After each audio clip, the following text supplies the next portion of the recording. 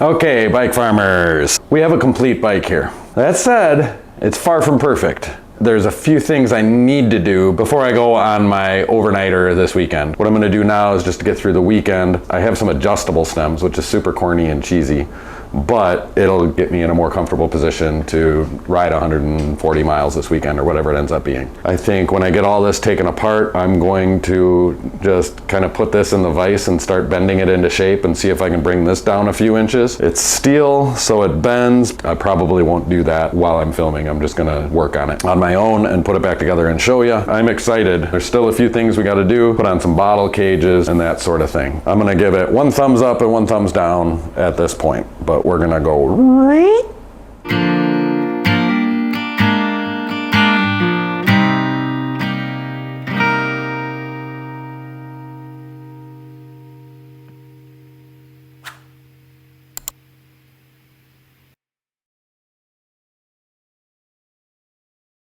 Well, take a look at that. So yeah, this is corny as hell, but it at least gets me an idea of where I want these bars, so I can either order a stem or figure something out with the redshift or I don't know what. And then this actually bent into shape really nice. It almost looks on purpose. I mean, I guess it is on purpose, but that totally works for the bag. I don't have the bag on it right now because I'm gearing up to tape these bars. Okay, so the plan with the bars is I want it extra squishy and I want to leave a little bit of room there. So I'm going to take some electrical tape and tape this down here first and then wrap around it. So there'll be an extra padding all the way around because I have a feeling I'm going to be right here a lot of the time. So I suppose to get started on the process, I'm going to start that right there. Oh, why did I leave my scissors way over on the other side of everything? I don't like ripping electrical tape. I prefer to cut it. I like dealing with a sharp edge. You've watched The Bear, right? The chef, he does that.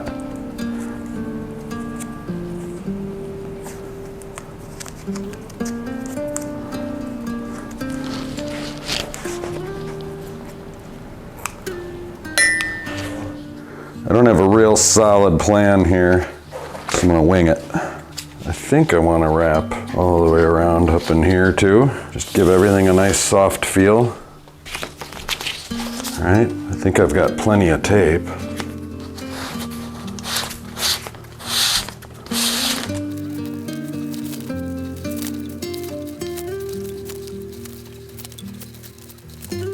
Okay, when I finish tape, and this is, I prefer that it was going this way around, but that would have meant another lap, and this is acceptable. But I kind of hold it out here, and then I just imagine a straight line and space, and that's what I cut on. I've seen that done other ways, a little wonky. I just try to make it as clean of a final edge as possible. And then I try to only have one width of finishing tape too, which is sometimes easier said than done. But I usually do a few wraps really, really tight and then one sort of looser, or not looser, but just so it's not stressed out. Try to finish it underneath. Ooh, that's nice. Gives me lots of options. Okay, it's all wrapped up. I just took it for another little ride. It's very comfortable. So I think the cockpit is done. Let's accessorize this guy. So I'm gonna put the big bottle cage here, and that holds my thermos, and a little one here to hold the water bottle that I'm drinking out of. And then another one down here that's got a full wrap that holds the spare bottle of water. Oh, dropped a screw.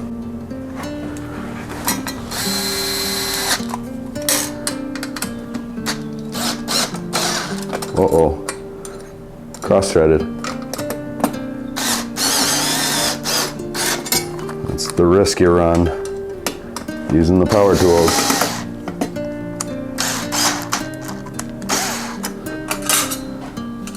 It's all good.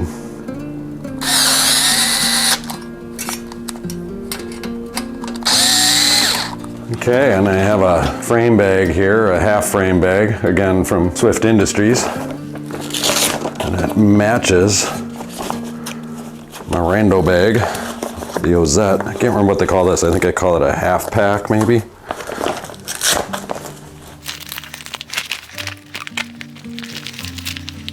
But I like these because you can get right in there Oh, a nice little flashlight. I should put that on the tool bench.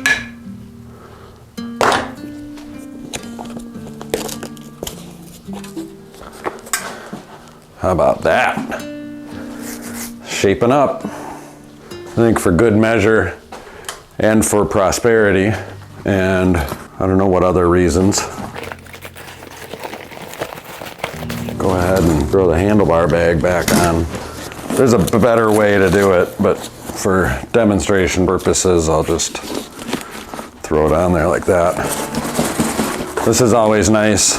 At the end of your ride for the day, you can go to a grocery store or something, and you can just kind of pile stuff on top of here, and then this strap can go like that, and it just holds it down in your grocery bag. And you can go up to camp. It's usually how we play it.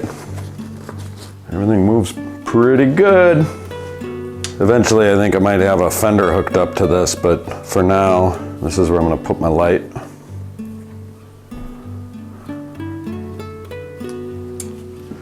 Okay, I've decided to cheat with the fender. And I'm just gonna go with some basic clip-on ones, but I'm gonna screw it to the frame.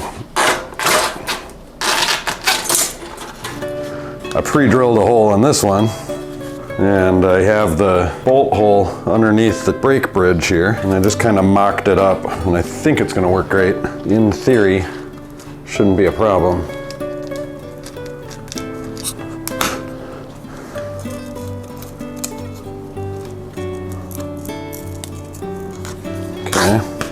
And then that just kind of sticks out there. And if it rubs on the tire, then we'll just kind of heat it up and bend it a little bit. Try to get it to not flop around too much. And then the backup plan would be to lay it over the top of it. We could do the same thing and then zip tie it or something. But this is much cleaner.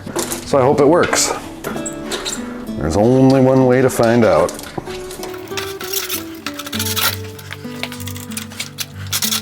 Man, this is a tricky wheel to get on and off, that's for sure. There we go. Oh yeah, I switched the wheels too. Those other wheels that I pulled off were sliding in these drop-offs, so these are the wheels off the all-rounder. I've got some parts on order. I'm gonna build my own wheels. Just gotta get my act together. So no rubbing. It doesn't look terrible. Kind of like it actually. That'll just kind of keep the mud off me. So the front one is pretty simple too. This is the rack bolt. We can use it on the rack nut.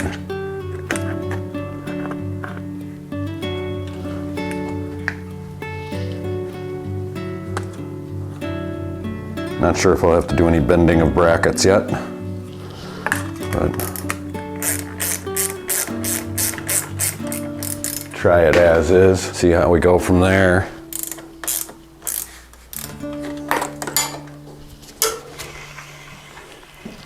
It's pretty good. A little bit of rubbing on the brakes for no good reason. I kind of like that, you know, instead of full-blown fenders. Oh, okay, it's pushing on the brakes. So that's a problem. We'll have to do some bending of the bracket. Needs to be more right-angled. Unless I heat it up.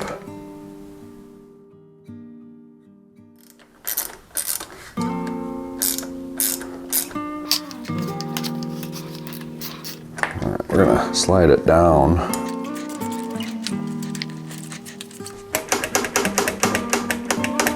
Yeah, the problem here is you get some toe overlap. It's not the end of the world. And you can lob off the front of that fender. It really doesn't do anything, especially if I'm running a bag. The bag is gonna catch most of it. Maybe I will. Just lob it off.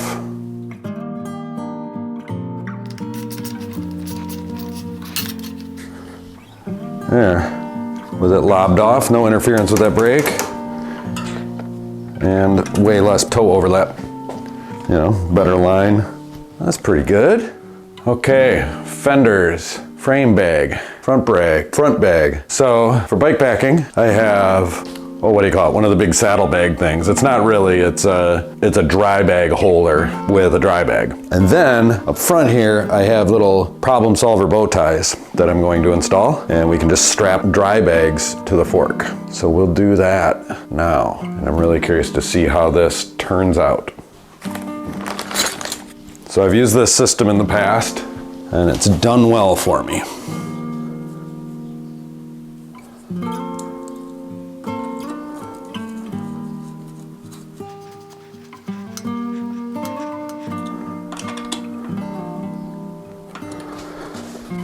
So previously I'd do that and have it kind of hanging down from above, but instead this time around I put on some bosses right there so I can mount the butterflies right to the fork. It looks like I'm going to need a little bit of a spacer, washers or something back there. We'll go find a couple of water bottle spacers. These are pretty cool. And I gotta space out that boss just a tad, just to get it past the fork blade. But I think these should be perfect.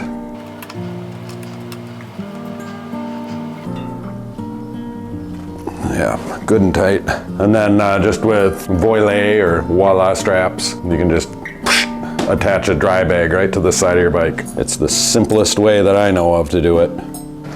And I think just for skewer reasons, mostly on the other side, I'm gonna move this one up to the top. That makes more sense too if I ever put on full fenders. They can bolt back there. Also, this is gonna angle the bags and make it slightly more aerodynamic, right? If they're angled down, the wind will kind of go over them more, which, you know, I mean, it's not like it's a race bike and I'm flying this big spinnaker out front, but still, it helps. I don't know. Riding into the wind fully loaded with a front load really sucks, and I don't know. For me, any little bit is gonna help. Whatever can make me feel a little bit better about that terrible situation. The world's smallest cargo rack.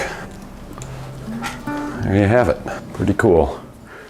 Well, I think I have an assembled bicycle. I think this is ready for adventure. There's still some stuff I gotta iron out, still some shakeout stuff. I ended up putting this titanium stem on it that I had in the bin that I originally imagined for this build. And then, you know, the stuff with Redshift kind of changed that plan, and I went down that rabbit hole and then had the adjustable stem. And really the adjustable stem did put the bars right in the sweet spot, which is just like an inch or two up and out from this stem. It made a difference, but it's not the end of the world, and looking good is what's most important. So I'm gonna keep this stem on there for now. It's good enough for now, but I don't think it's gonna stay. I think ultimately I need to order the right stem for this bike. But I can't do that in the next few hours. The next few hours I need to dedicate to gearing up for an overnight bike camping trip and loading the bike up for camping. And we're gonna do about 65 miles out and 65 miles back. So perfect little 2-day, 1-night shakeout ride for this, just to see if it truly is ready for adventure. I'm not gonna get too far away from home at all. Can always call for a rescue if I need it. So that's the way to do it. You never want to build up a bike and then go on tour. Like always, always, always go out and shake things out and try to break the bike and beat it up a little bit. You know, I kind of know the weak spots on this at this point. I know the things to watch out for. I know the things I'm not totally stoked with. I'm going to bring along a multi-tool and some other stuff so I can make adjustments on the fly. And I'm going to bring you guys along on that ride. It'll probably be a separate video. I think we're going to call this one done. And then the next one will be gearing up the bike, going on the trip, a little bit of camping, and you know, more of a ride type video. Thank you so much for tuning in and coming along on this very long, very troubled journey. It's an epic journey, as they say. This is the most rewarding work for me, being a bike nut. I mean, it doesn't get much better than this. So it's great to have this platform to share that with you. If you watched it all, incredible. Thank you so, so much. If you just watched this video and stuck it out to the end, thank you so much. That's the #1 thing you can do to support the channel and participate in the bike farmer community. If you want to help me keep this thing going, please consider sending me a super thanks. That's the heart with the $sign in it. You can just send me a few bucks. I wish they would just call it taco money, because that's usually what ends up happening to it. But it keeps me fed and happy to do this work for you.